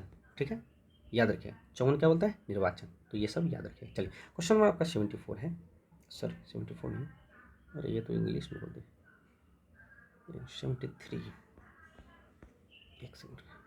तो ये देखिए यहाँ पे आ गया 73। चलिए क्वेश्चन नंबर आपका 74 है कि आपको बोल रहा है कि सांसद, क्या बोल रहा है कि संसद सदस्य या राज्य विधान सभा के सदस्य को भारत के राष्ट्रपति चुना जा सकता है। देखिए अगर कोई सांसद का सदस्य, चाहे वो सांसद मतलब लोकसभा सदस्य हो या राज्यसभा का सदस्य हो या राज्य विधानमंडल में MLA हो या MLC, याद रखिए राज्य विधानमंडल में MLC होता है, MLA होता है, सांसद में लोकसभा राज्यसभा।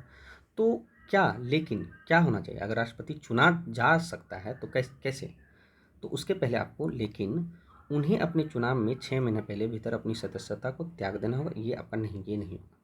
चुनाव लड़ने से पहले उन्हें अपनी सदस्यता को त्यागपत्र देनी होगी। ये आगे देखते हैं क्या है, पदभार ग्रहण, क्या बोल रहा है कि पदभार ग्रहण करने पर उन्हें अपनी सीट खाली कर दें। देखिए पदभार अगर ग्रहण करेगा तो पहले से वो लोकसभा या राज्यसभा या विधानसभा या विधान परिषद का सदस्य होगा, तो उसको जैसे ही वो राष्ट्रपति का पदभार संभालेगा तो उसको सीट खाली करना पड़ेगा। ये तो आपको बिल्कुल 100% सही है, ये आपका बिल्कुल 100% सही। चलिए अब देखते हैं आपका क्वेश्चन है कि 10वीं अनुसूची, देखिए 10वीं अनुसूची जो है 2 से 10, 2 से दल बदल।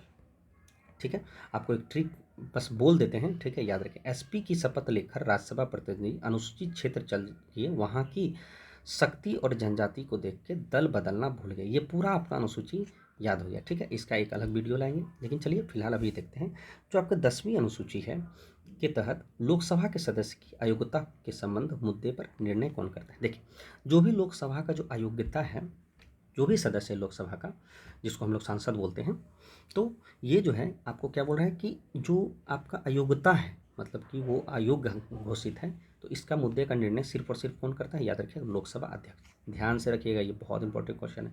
अगर आपका यहाँ पे निर्वाचन आयोग रहता तो ये आपका गलत हो जाता, और राष्ट्रपति है तो ये भी आपका गलत है। तो क्वेश्चन नंबर 75 का डी। क्या होगा 75 का डी। चलिए अब आपका क्या है 76, भारतीय संविधान के निम्नलिखित में कौन सा अनुच्छेद भारत को 2 सदन वाली सदर संसद का प्रावधान करता है? देखिए 79, 80, 81, ठीक है, 79, 80, 81, ठीक है। तो क्या है पा रा अल्लो, याद रखिए पा रा लो, पा से पार्लियामेंट, रो से राज्यसभा, लो से लोकसभा। तो पार्लियामेंट में क्या होता है लोकसभा और राज्यसभा, यही आपको 79 का रहा है, तो जहाँ 79 है वहाँ मार दीजिए, तो क्या है 79। चलिए चलिए क्वेश्चन नंबर आपका क्या है 77, 77 क्या 77 है, निम्नलिखित में कौन सा अदालत किसी भी अदालत से मामले में अपने पास हस्तांतरण करता है? देखिए एक ही अदालत जो है किसी का भी कोई भी अगर मामला चल रहा है तो वो क्या कहते हैं एक न्यायालय से दूसरे न्यायालय दे सकता है, जो आपका सिविल न्यायालय से आपको उच्च न्यायालय दे सकता है। तो ये इसका काम जो है ये आपका सिर्फ और सिर्फ भारत के सर्वोच्च न्यायालय करता है, ठीक है। और याद रखिए ये आर्टिकल 139 का ए है, याद रखिए 139 का ए, बहुत इंपॉर्टेंट क्वेश्चन है 139 का ए, ठीक है। ये हो सकता है आपको राइटिंग थोड़ा सा गड़बड़ लग रहा होगा, एक्चुअली क्या है ना ये आपको टैब में लिखते हैं, दूसरी बात है कि स्पीड में बोलते हैं, ठीक है। तो थोड़ा बहुत आप इसको देखिए मेरे शब्द को सुनिए और ध्यान से सुनिएगा, ठीक है, तो आपको अच्छा से समझिए 139 का ए। चलिए 78 आपका क्या है कि प्रधानमंत्री विश्वकर्मा, देखिए प्रधानमंत्री विश्वकर्मा योजना जो है वो कह रहा है कार्यान्वयन और समन्वय के लिए कौन केंद्र मंत्रालय नोडल मंत्रालय है? देखिए ये जो सूक्ष्म लघु MSME जो इंग्लिश में बोलते हैं, तो सूक्ष्म लघु और मध्यम उद्यम मंत्रालय, याद रखिएगा सूक्ष्म लघु और मध्यम उद्यम मंत्रालय। चलिए अब देखते हैं दूसरा, बिम्स्टेक भारत में सक्रिय भूमिका निभाती है। देखिए बिम्स्टेक जो है ना, आप सबसे पहले एक स्पीड में आपको पहले इंग्लिश में दिखा देते हैं। देखिए बिम्स्टेक क्या बोले, बीम स्टैक जो है bay of Bengal initiative of for multiple sector technical and economic corporation, याद रखिए इसको इंग्लिश में याद रखिए, बोल रहा है कि what is the full form of या इकोनॉमी ऑफ बिम्स्टेक, तो bay of Bengal initiative for multiple sector and technical economic corporation.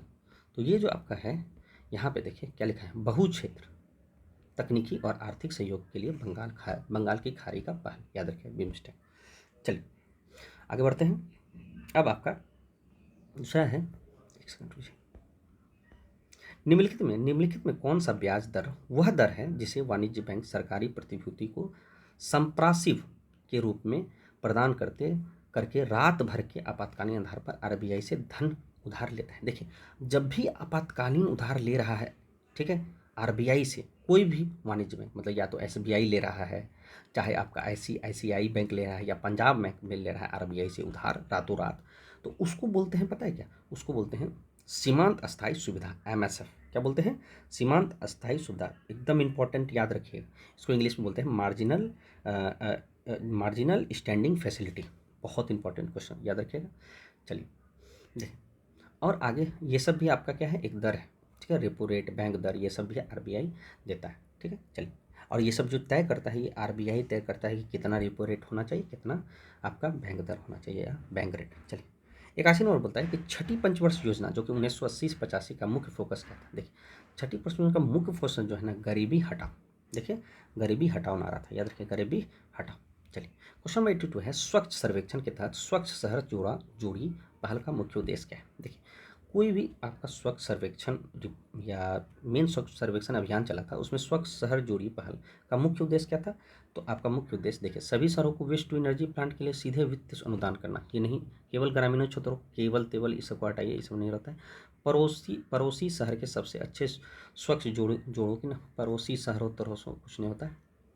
ये देखिए स्वच्छता के तहत उच्च प्रदर्शन करने वाले एक मेंटर शहर और कम प्रदर्शन करने वाले मेंटी शहर के बीच संरचनी मेंटरशिप और पीयर लर्निंग इंस्टीट्यूट है, ठीक है। चलिए इसको तो हम इंग्लिश में बनाए थे, ठीक है। चलिए आगे देखते हैं क्वेश्चन नंबर 83, निम्नलिखित में कौन सा बांध बिहार का सबसे पुराना बांध है? तो देखिए हमारा जो है ना यहाँ मुंगेर का जो है बांध है खड़गपुर झील बांध, यही आपका सबसे पुराना बांध है, याद रखिएगा, ठीक है। चलिए आगे बढ़ते हैं। देखिए एक चीज़ लिखिए, मोरावी जो है ना आपका लखीसराय, श्रीखंडी जो है आपका श्रीखंडी या श्रीखंडी बोलिए जमुई में, कोहिरा कैमूर, कोहिरा बांध कैमूर, तो सबसे पुराना बांध खड़गपुर झील बांध, ठीक है, याद रखिए। चलिए प्रथम जैन परिषद किस शहर में हुआ? देखिए ये तो आपको इजी लग रहा होगा कि ये जैन शहर है, प्रथम जैन शहर किस शहर में हुआ। देखिए ये मेरा थोड़ा गलती होगा, मैंने इसे राज्य में, इसका आंसर होगा पाटलिपुत्र। तो ये मुझे याद था और सेट में भी मैंने करवाया था। तो एक जो है आपका क्या है, पाटलिपुत्रा में हुआ प्रथम जैन, और दूसरा जो है आपका बल्लवी में हुआ था, गुजरात में। ठीक है, ये आपका याद रखिएगा। प्रथम में जो था स्थूल वर्धन, अच्छा सॉरी स्थूलभद्र, प्रथम में कौन था, स्थूलभद्र। और इसी प्रथम में जो है दिगंबर और श्वेतांबर बट गया था, दिगंबर और श्वेतांबर। ठीक है, चलिए। और आपका जो बल्लवी में है ये आपका था क्षमा शर्मन।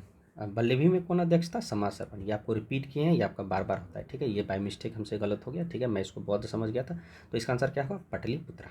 चलिए, ठीक है। रामधारी सिंह दिनकर कितनी बार राज्यसभा के लिए चुने गए, तो यह टोटल 3 बार। ठीक है, बिहार में गया जिले हैं में किसान आंदोलन की शुरुआत किसने की और लोग इसके लिए प्रोत्साहित थे। तो लोगों को प्रोत्साहित किया, किसान आंदोलन स्टार्ट किया गया में, कौन, यदु नंदन शर्मा।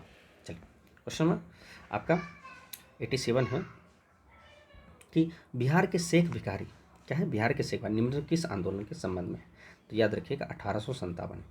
तो 1857 में बिहार के शेख भिखारी। देखिए सबसे मेन इंपॉर्टेंट, पटना सिटी के पीर अली जो है ना, पीर अली पटना सिटी के रहने वाले थे। वो अखबार बेचते थे। ठीक है, दुकान था उनका पटना सिटी में। यही सबसे मेन थे बिहार में, याद रखिएगा। और तो आप कुंवर सिंह के तो बारे में जाते हैं, ये तो एक क्या बोलते हैं उसको, नेता ही थे। चलिए आगे बढ़ते हैं। बिहार में आलू अनुसंधान, देखिए बिहार में जो मेन अनुसंधान सब रहता है वो आपको पटना में रहता है, मेन याद रखिए ज़्यादातर।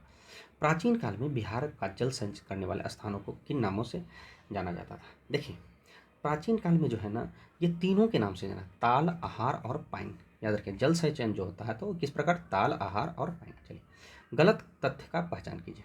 जो है पटना नहर सोन नदी में है। चलिए बोलिए, पटना नहर कहाँ है, सोन नदी में। तो ये आपका सही है, सही बात है। पटना नहर जो है सोन नदी में। तिऊर नहर गंडक नदी में, ये भी आपका सही है। राजपुर नहर कोसी नदी में, ये भी आपका। राजापुर सर याद रखिए, राजा कोसी, पटना सोन, और तिऊर गंडक। चतरा नहर जो है ना आपका पुनपुन नदी, ये आपका गलत है। ठीक है, कौन गलत है, आपका बी, याद रखिएगा बी आपका गलत है। चतरा नहर जो है आपका कहाँ है, पुनपुन में नहीं है। चलिए आगे बढ़ते हैं। ये आपका बोल रहे हैं, एक सेकंड रुकिए। कोपेन, देखिए कोपेन जो है ना, ये आपका बिहार है। और ये जो ऊपर जो है ना, इसको याद रखिए AWG और नीचे CW। तो क्या बोल रहा है कि दक्षिण बिहार, तो ये आपका क्या है, नीचे दक्षिण बिहार। तो ये क्या होगा आपका, सॉरी उल्टा हो गया है, एक सेकंड, एक सेकंड देखते हैं। तो ये आपका जो है दक्षिण बिहार जो है ये आपका AW है, ऊपर जो है बड़ा है तो CWG। तो AW याद रखिएगा।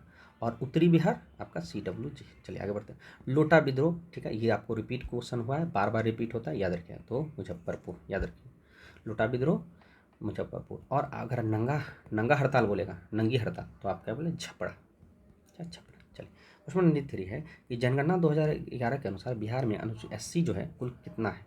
तो 15.9, याद रखिए। शेड्यूल कास्ट कितना है, तो 15.9। तुतला भवानी जलप्रपात, तो तुतला जलवान पर फिर से ये रिपीट हो गया, याद रखिए। तुतला भवानी जलप्रपात आपका बक्सर में, कहाँ है, सॉरी रोहतास में, कहाँ है, रोहतास, याद रखिए। तुतला भवानी रोहतास, तुतला भवानी कहाँ है, रोहतास। चलिए, और लास्ट में है, सॉरी 95 में, गया में अवस्थित विष्णुपद मंदिर का निर्माण किसने करवाया था। तो अहिल्याबाई होलकर, याद रखिए। गया में जो है विष्णुपद मंदिर है, इसका निर्माण अहिल्याबाई होलकर, याद रखिए। क्या हो गया, अहिल्याबाई होलकर 1787 में, 1787 में। चलिए क्वेश्चन नंबर आपका 96 है कि अथर्ववेद जो था, अथर्ववेद याद रखिएगा, जिसमें जादू टोना होता था, याद रखिए। अथर्ववेद में जादू टोना होता था, याद रखिए। के अनुसार बिहार का क्षेत्र जो है किस नाम से जाना जाता था। तो देखिए बिहार का क्षेत्र जो है ना पात्र प्रदेश से जाना जाता था। क्यों, क्योंकि इसका कहना था ना, जैसे बिहार का क्षेत्र उस समय मगध जो है, मगध उतना ज़्यादा विकसित नहीं है, इसी को बोला जाता है वात्र प्रदेश बोला जाता है अथर्ववेद को। ठीक, चलिए। वज्जी जो महाजनपद में विद्रोह भड़कने के लिए वास्कर, याद रखिए। इंग्लिश में जब देखिएगा तो वास्कर याद रखिए, वास्कर रहेगा, यहाँ वास्कर लिखा हुआ, किसने नियुक्त की, तो आपको अजात शत्रु। कौन, किसने, अजात शत्रु, याद रखिएगा। ये जो है हर्यक वंश का था, हर्यक वंश का। ठीक है, चलिए, हर्यक वंश का संस्थापक, फिर बिंबिसार, उसके बाद आपका अजातशत्रु, उसके बाद उदयन। आपको बोले ना हर्यक वंश जो है प्रीतिहंता है, बाप जो है, बाप को बेटा मारा, अब जब बेटा बड़ा हुआ तो उसका बेटा उसको मारा। तो बिंबिसार को कौन मारा, अजातशत्रु, अजातशत्रु को कौन मारा, उदयन। और यही उदयन जो है आपका पटना पाटलिपुत्र का स्थापना किया था, याद रखिएगा। चलिए क्वेश्चन नंबर आपका 98, तित्व बौद्ध संगति कब हुआ था? देखिए आपको सब एक्चुअली आपको ये सब पता है, लेकिन फिर से एक बार देख लेते हैं। देखिए प्रथम जो है आपका कहाँ हुआ था? राजगीर। दूसरा जो है आपका क्या हुआ था? वैशाली। तीसरा जो हुआ था आपका पाटलिपुत्र, और चौथा जो हुआ आपका कश्मीर, कश्मीर के कुंडन ग्राम में, पाटलिपुत्र, सॉरी कश्मीर में, ठीक है, कश्मीर, ठीक है। राजगीर, वैशाली, पाटलिपुत्र और कश्मीर, याद रखिए, राजगीर, वैशाली, पाटलिपुत्र और कश्मीर। और दूसरा बात याद रखिएगा कि जो राजगीर में जो हुआ था सबसे पहले कौन हुआ था बौद्ध संगति किसके काल में हुआ था? तो याद रखिए अजातशत्रु ने आपका पहले इसको याद रखिएगा। तो जो सेकेंड जो हुआ था आपका, तो ये अजातशत्रु, ठीक है, अजातशत्रु, ये सही है आपका, ठीक है, अजातशत्रु, ठीक है। दूसरा जो हुआ था आपका, दूसरा में काल अशोक था, काल अशोक। और तीसरा में कौन था? अशोक। तीसरा में कौन था? अशोक राजा, याद रखिए। लास्ट में जो है आपका कौन था? कनिष्ठ, कनिष्ठ, कनिष्ठ, ठीक है। और इसका आपका अध्यक्ष भी बता देते हैं। तो अध्यक्ष जो था, पहला में जो था आपका अध्यक्ष, वो था महाकश्यप, महाकश्यप, ठीक है। दूसरा में आपका सबाकमी, साबाकमी, ठीक है, ये सेट में आपका रिपीट हुआ है सबाकमी। और तीसरा जो है मोगलीपुत्र तिस्त, अशोक मोगलीपुत्र तिस्त, याद रखिए, अशोक में मोगलीपुत्र तिस्त। और तीसरा में दो था, दो आपको इसलिए बता रहे हैं, देखिए जैसे कि आपका जो वासुमित्र जो था ना, वासुमित्र, ये आपका अध्यक्ष था। और अश्वघोष जो अश्वघोष था, ये आपका उपाध्यक्ष था। ये आपका बार बार रिपीट होता है, कोई भी सेट मारिए तो ये सब क्वेश्चन आता है, तो ये गलत नहीं होना चाहिए। तो तित्व बौद्ध संघ आपका पाटलिपुत्र में, ठीक है, याद रखिएगा। चलिए क्वेश्चन आपका 99 है, निम्नलिखित में चंपारण कृषि समिति का अध्यक्ष कौन था? ठीक है, तो इंग्लिश में आप अगर देखिएगा तो इसमें, सॉरी यहाँ पे, कि who was the person, Champaran agrarian committee, तो ये आपका कौन था? FG सलाई। कौन था? FG सलाई, याद रखिएगा, महात्मा गांधी नहीं होगा, FG सलाई। लास्ट का क्वेश्चन आपका ये रहा कि निम्नलिखित में से भोजपुरी का शेक्सपियर आपका हमारे भिखारी ठाकुर को कहा जाता है, ठीक है। आपका सेट टोटल, आपका सेट नंबर ये आपका 8 था, आपका कंप्लीट हो गया। आप बताइएगा आपका कितना स्कोर हुआ। मेरा तो मैं आपको बता दिया कि मुझे 69 नंबर आए, ठीक है। फिर से बोल रहे हैं कि वीडियो को 1.2 या 1.25 या 1.4 करके देखिए, ठीक है, क्योंकि ये आपका सेट है। और पहले खुद बनाएं, पॉज करके आंसर दें। अगर जिसका नहीं हुआ तब आप उसका आंसर देखिए, ठीक है। और याद रखिएगा स्पीड में देखना है। चलिए बहुत बहुत धन्यवाद। अगला जो है आपका सेट 9 आपको लाएंगे अगले सेशन में।